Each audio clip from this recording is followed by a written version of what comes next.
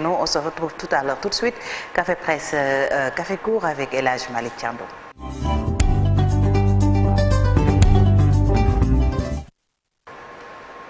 Alors Malick yéenekaay yi ak la ñu xëyee dañ koy doore ak l'Observateur. ayca bisimilah l'Observateur ci xëtam mu njëkk nag mi ngi ñëwaat ci manifestation Yewwi bi amoon ak ña nga xam ne nag force spéciale yi jàppoon nañu leen muy fukki nit yu nga xam ne dañ leen a jiiñ ni daal dañoo yor ay ngànnaay ak lu ni mel bëggoon a indi fitna ak i tamit ay cong ci biir réew mi ñu tudde leen ay terroristes traque des cerveaux maanaam daal ñi nga xam ne ñoom ñoo jiite yëf yooyu ci la enquête bi daal di jublu fukki nit ya nga xam ne nag jàppoon nañ leen ba léegi ñu ngi ci loxoy enquêteurs yi. ba léegi rek ci wàllu élection législative 2022 am nañu taxaw seetlu bu l'Observateur def ci Omar Sy muy la tête de liste des suppléants de Yewwi mu nga xam ne rek dafa mel ni ku nar a dugg ci taarix trajectoire maanaam jaar-jaaru kii nga xam ne nag saa yu nekk dañ ko daan rek rusloo muy rek doom ci wala frère ci Habib Sy beneen mbir bu nga xam ne tamit l'Observateur fësal na ko mooy fête de la musique niki démb Youssou Ndour ak Super Étoile nag ña nga woon ca maanaam ca palais ba nga xam ne fa la Macron nekk foofee nag show bu nga xam ne moom Youssou Madjiguène Ndour daal dina cay layal Afrique daal di ciy waxal Afrique leneen lu nga xam ne gis nañ ko ci tamit moo di nag li nga xam ne jigéen ñi moom la ñu jógtee muy lu jëm ci wàllu ndawtal mu mel ni que daal am na lu cay lëndëm ak lu ñu mel mu mel ni placement la maanaam mbirum daal tonti nag lu ni mel législative yi ba léegi rek pare nañ ca waaye affaire de mœurs ci Ndakaaru lii nag lu doy waar la benn mécanicien la ñaari élèves yu nga xam ne dañoo dawoon mu fat leen la ko ca topp nag mooy ma nga ca tribunal lañ koy jiiñ mooy détournement de mineur ak i tamit la nga xam ne mooy viol la ca lëndëm nag moo di ni xale bi nee nañu ba mu ñàkkeek ndawam yàgg na loolu nag dinañ ko topp ba xam fu wànneen du mu jékki gëtam mbir mi nga xam ne moom mooy ci wàllu tàggat yaram Sadio Mané ca Bayern de Munich démb jet privé la wàccee ñu daal di koy dugal ci oto bu xonq mu daal di dem fa nga xam ni moom moo di rek ca visite médicale ba ñu ni le bon club au bon moment. Très bien ñu jaar ci beneen rapidement muy enquête les germes de la scission mu mel ni que nag yëngu am na ci biir coalition Benno Bokk Yaakaar muy mouvance présidentielle bi Mankeur Ndiaye ma ngay alerté Y'en a marre itamit ci wàllu manifestation 29 juin yi moom itamit ma ngay daal di dànkaafu Sadio Mané nouveau prince de la Bavière. ñu daal di jàll ayca ci quotidien Seydou Diouf moom nag leaderu PPC am nañu waxtaan bu yaatu ak moom ma ngay daal wax jëmale ko ci Ousmane Sonko mu ni discours bi nga xam ni moom la seetlu ci Ousmane Sonko mooy discours fitna la te loolu Sénégalais yi dafa mel ni dégguñu ko waxi Seydou Diouf la marche annoncée du 29 juin mu ni c'est le summum de l'indignité républicaine maanaam daal foo xalaat rek ni ñàkk teggin fa la yem foofa la tàmbalee ñu daal di mortal combat loolu yi tamit mi ngi ci rek le quotidien ñu daal di ñëw ci ki nga xam ni moo di Marie Khemesse face au blues du personnel de la santé ma nga woon ca Tivaouane waaye dafa mel ni ay noppam booy na ndax lu nekk dégg na ko fa ci wàllu yi tamit nañu bàyyi ñi nga xam ne jàpp nañ leen tëj leen ràpp ci kaso bi mbirum Assane Mbacké envoyé nañ ko yóbbu nañ ko nag ca chambre criminelle mu mel ni acte contre nature ak détournement de mineur moom la ñu koy toppee après Déthié Fall Mame Diarra Fam ak Ahmed Aïdara Guy Marius Sagna yóbbu nañ ko ca Nungu Sine le soleil ñëw na ci lii di preuve de la crédibilité du Sénégal sur le marché financier de l'UEMOA 253 milliards moom la ñu rek jagleel Sénégal ci deuxième trimestre bi c'est déjà l'effervescence à Munich mu mel ni Sadio Mané déroulé nañ ko tapis rouge foofee ca Bayern de Munich. Libération. bébé Aïda ba léegi ñu ngi koy wër njàqare tiis nekk ci li nga xam ne moo di ay waajuram premier élément de l'enquête nee nañu daal dafa mel ni acte la bu nga xam ni kooka def da koo waajal bu baax a baax a baax te mooy tamit li ñu wax ci ki ko sàcc ñi ngi koy wër police pour teg ko loxo affaire u Serigne Assane Mbacké Xelkom ak compagnie dossier bi nag gën naa diis lool ndax yóbbu nañ ko ca chambre criminelle. La Tribune Macky Sall dañ koy yóbbu fa nga xam ni moo di Haut Commissariat des Nations Unies aux droits de l'homme ndax daal ñoom jàpp nañu ni dafa dëppoowul ak yelleefu doomu aadama yi rawatina waa Sénégal situation politique tendue appel incessant à la violence ñi nga xam ni ñoo dim neer nag ñoom nee nañu daal Ousmane Sonko ña nga koy daal di song Mamadou Lamine Diallo sur la découverte du gaz moom nee na Macky dafa daal di rek dig ténor yi ñu daal di koy def daal ab séddoo bukki njur bii bukki bii njur bii sàmba bii ku ci njëkk yaay borom te mam naa ca njëkk la charité inquiète déjà les góorgóorlu ku dem ca daral ba boo laajteem xar di nga xam ne sa yoon newu ci ce que risquent les auteurs du complice de bruit loolu nag ñi nga xam ne tey dañ leen a wax ne dañu jël ay casserole ñii di klaxonné ak loolu yi telli ji mel ni tulleeg mal li nee nañu nag loolu yoon da koy tere. aywa ñu dem ci beneen rapidement Walf Quotidien. Walf Quotidien arrestation et jugement d'opposant Macky dafa mel ni daal fi mu nekk nii dafa rek taxaw fa mu taxaw nanguwul a dellu ginnaaw ñi nga xam ne ñoom ñoo di faucons yi tamit nee nañu jël nañu pouvoir bi 22 buts en Bundesliga en une saison ndax Sadio mën na dépasser kii di Papis Demba Cissé baisse du niveau des apprenants loolu nag ñi ngi jëm ci entrée en sixième ak CFE 70% des élèves ne savent pas lire accès à la commande publique beaucoup d'appels réélus. aywa les échos. Les échos Yewwi sonne le grand rassemblement mu mel ni nag Yewwi daal procès Déthié Fall ak ñi nga xam ne jàppoon nañ leen ci muy Ahmed Aïdara ak l'honorable député Mame Diarra Fam waa Yewwi nee nañu tey tribunal ba dina xumb lool. Très bien. Sadio ca Bayern de Munich loolu yi tamit wax nañ ca ay ca voix discordante dans le camp présidentiel mu mel ni nag fi mu nekk nii ñu farak camp président bi commencé nañu daal di wax lu nga xamante ni dëppoowul ak gis-gisu président de la République Aminata Tall daal di songu Macky Sall Mankeur Ndiaye daal di koy feelu ba pare di ko féliciter mu ni nag rek fi mu nekk nii daal dafa mel ni Macky Sall ñi àndoon ak moom ñi ngi koy commencé di won gannaaw polémique sur l'autopsie de Idrissa Goudiaby Marie Sagna sous mandat de dépôt loolu yi tamit fële ca Ziguinchor loolu fay ay di njàmbat Sadio Mané ca Bayern de Munich loolu yi tamit yéy na kaay bi ñëw na. Il est 6h58 rapidement Malick Lass. ay ca sortie au vitriol de l'ancienne présidente ba léegi rek waxi Aminata Tall di mu mel ni ku nekk yaa ngi koy yàq lu mel ni mu xamee ci camp président. aywa Vox Pop.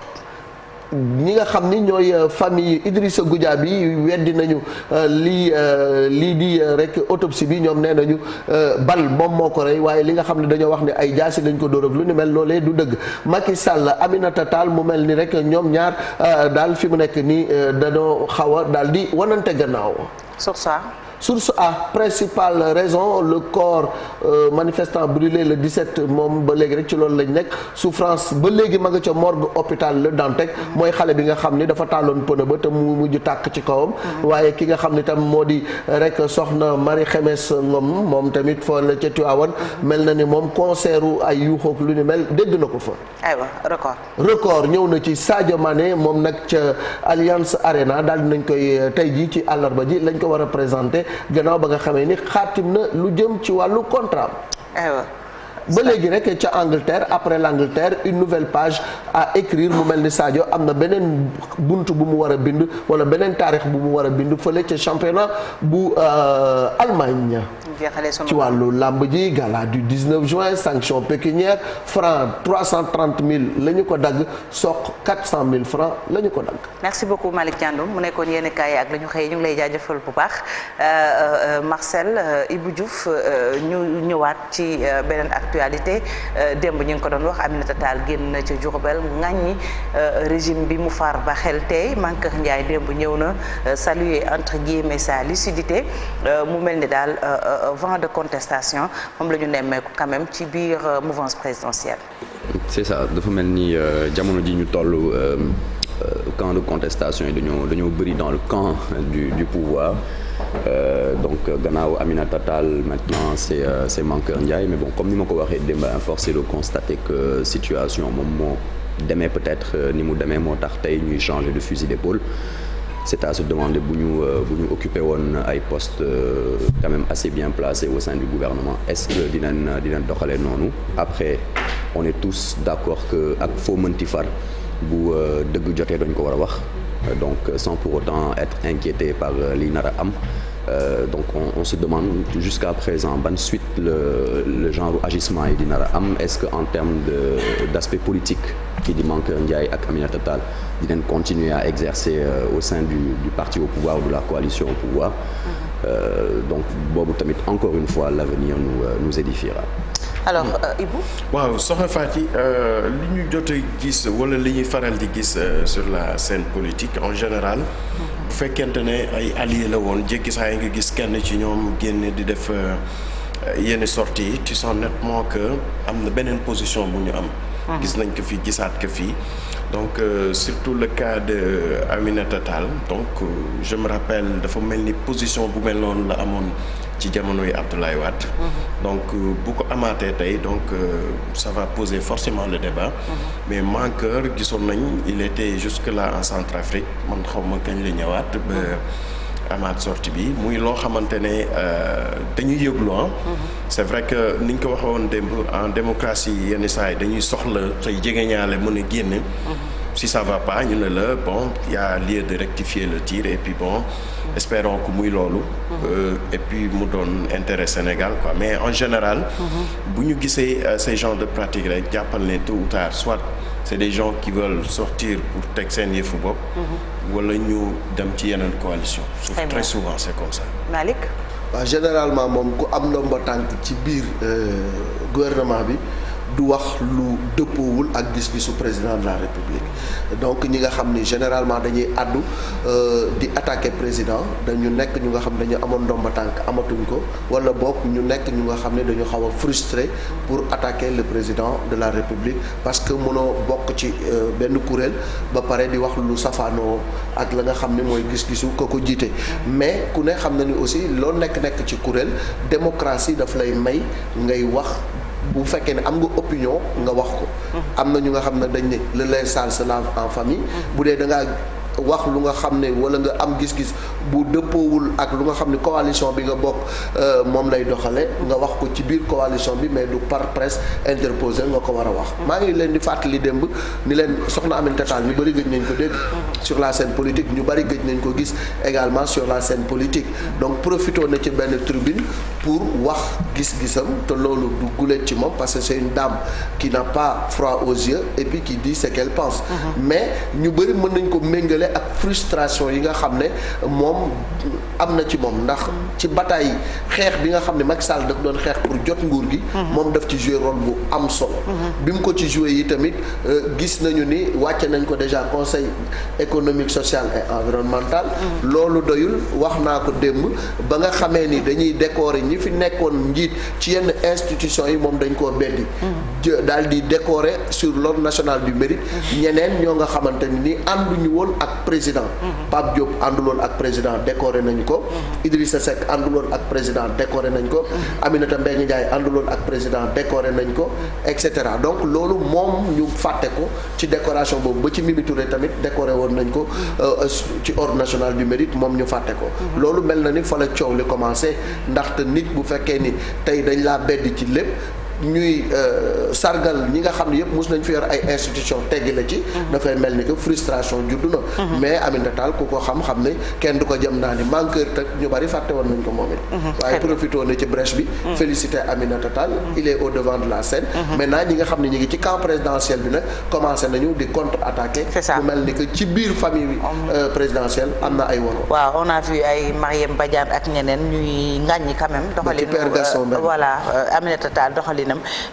mais beneen actualité également muy tey mooy concert casserole